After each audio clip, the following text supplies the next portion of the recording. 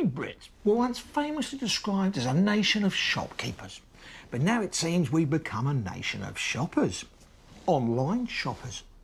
We spend more money per household this way than any other nation in the world, and why not? For many of us, it's an easier and cheaper alternative to visiting the high street.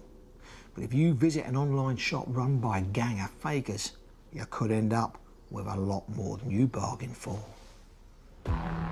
In the heart of the UK's bustling capital, the City of London Police Intellectual Property Crime Unit is our frontline force against the sale of counterfeit goods online.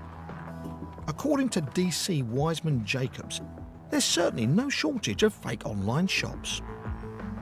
The sale of counterfeit goods online has increased. It's huge at the moment. It makes it very easy for criminals to go online and to create counterfeit websites or clones of the genuine website themselves. The authorities have already shut down over 28,000 fake sites in the last 3 years alone.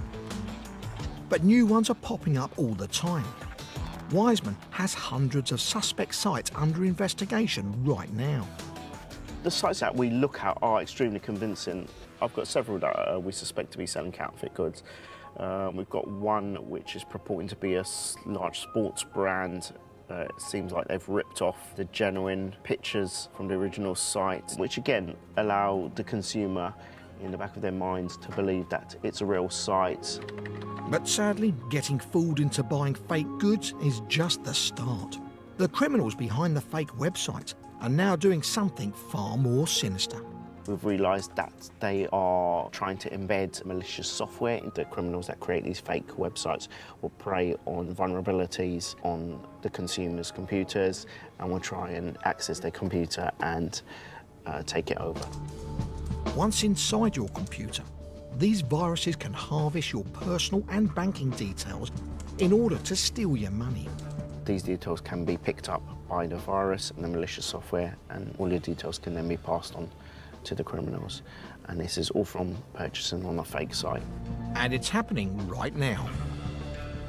And just a couple of days ago, they attempted to gain access to our computer, and I can see here that there have been 1, 2, 3, 4, 5 attempts. It's basically placing like a very bad flu on your computer, and we don't know how we're gonna cure it. But that's not all.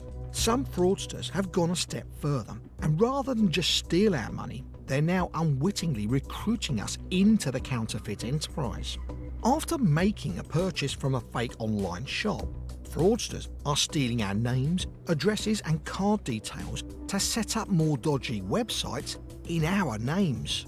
The criminals open the sites in other people's names and just purely to get them away from the site itself. They do not want to be connected. This means that criminals are making us, the innocent shoppers, unwilling parties in this crime.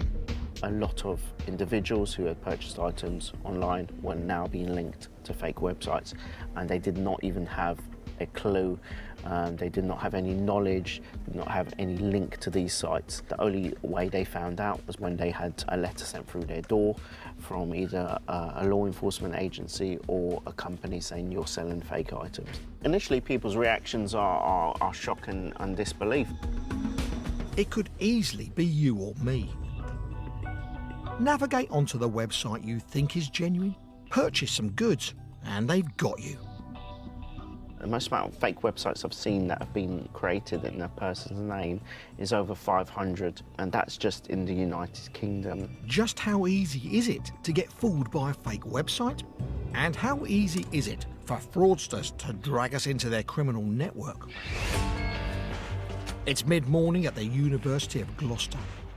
Ethical hacker, who goes by the name of FC, has 20 years' experience in the field of cyber fakery.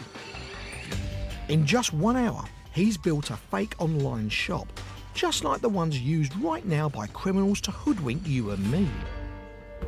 Everything about this site is completely faked, from the products to the interface. This fake site has some clever features to fool even the most savvy online shoppers. So it has a proper domain name that's brought from a decent registrar. It's got a certificate that gives you the little padlock to know that it's going to be secure and it's safe. We've got legitimate software running in the background. We've got all of the fake photos all look really good. It all looks really sleek and fantastic. Today, we've invited in half a dozen students. They've been told they're going to trial a newly designed website. But in reality, they're logging onto a fake online shop. FC is monitoring behind the scenes. First up, do they think our fake online shop looks legitimate? Okay. Bear in mind, it took just 1 hour to build, and all the goods being sold would be fake. It's a pretty nice layout. It's pretty easy to use as well. It was good, it had a nice design, it was easy to follow. It seems like a legit website to me. If I were to come across this on a web search, I would be very confident in using it. So far, so good. But would any of them in principle be willing to buy from our fake online shop? Buying the Apple iCam. And a Fahrenheit 451 novel by Ray Bradbury. So I'm about to put in my card details now. Cool, that's all done. All the students said they would buy something, and for the purposes of this demonstration, we've given them credit cards to use. Back behind the scenes, FC is able to see the orders flood in. So if we look at one of these orders, we can see things like their name, their credit card number, the 16-digit number, the CCV2 number, which is the 3 digits on the back of the card.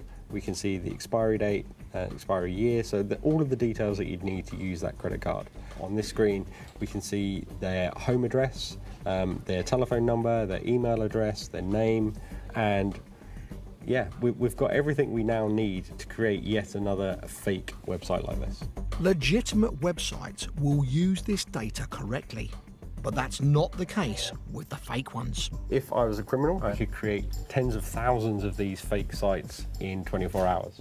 So that by tomorrow morning, all of those people that we've taken details from will be behind other scam sites. Scary stuff. A click of a button, and that could be your details used to open another website to illegally sell fake goods. This could land you in serious trouble with the law.